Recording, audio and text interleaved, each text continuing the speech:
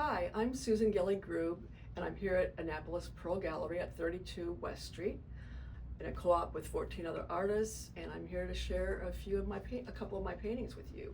I have on my left the galactic whale that I'd like to talk about first. It's through my dreams and my imaginings and my spiritual connection with animals and things like that that I came upon choosing the whale as my subject in this painting.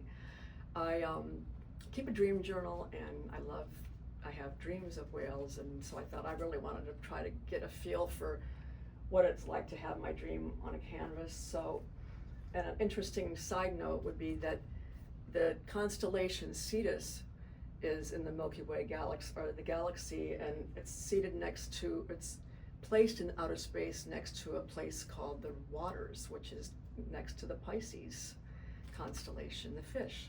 So I just thought that was interesting. But I chose a background of deep, deep blue to kind of have the feel of space around it. And then I chose pearlescent alcohol inks to accent and highlight the star clusters and nebula. And then I figured, well, this whale is from one of my dreams, so why not put him in an ocean of stars? So that was kind of the metaphor that I came up with for this dream, this whale painting. So I did work on the background largely first for a considerable amount of time to get the depth that I wanted in it.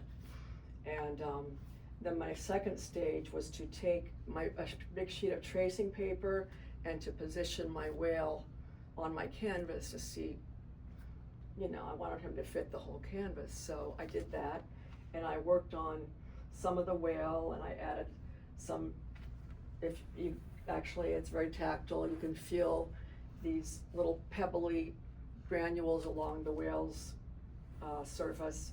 So I worked on that, and eventually I came to really like it, and as I stood back, I realized it needed a little something extra, a little bit of that icing on the cake that mixed media artists love to embellish with it.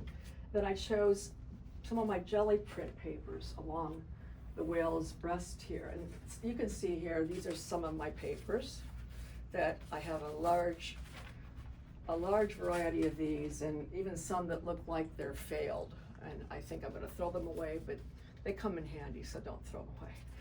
So that was how I came to, I laid a tracing paper over the whale and traced exactly where I wanted to make a template for my jelly papers. So that's basically the process there. And so I thought it was pretty successful. And so we have in the heavens, and we go to the earth over here with the fox.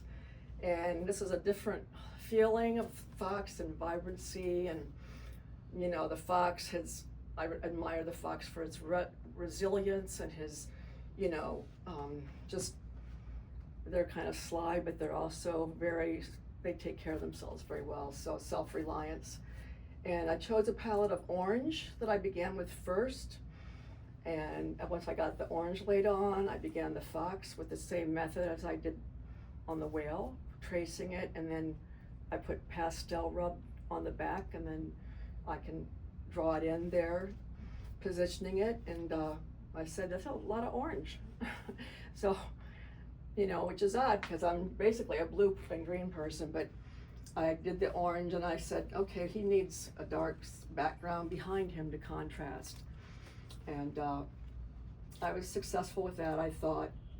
But again, every mixed media painter knows we need a little icing on our cake, and I stood back and selected some jelly prints here. You can see along the tree, and the leaves are from handmade jelly papers as well.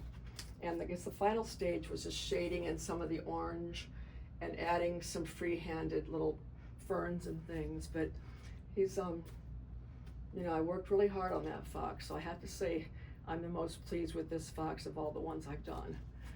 So this is sampling of what I have, so please come down and visit me here at Pearl Gallery. Thank you.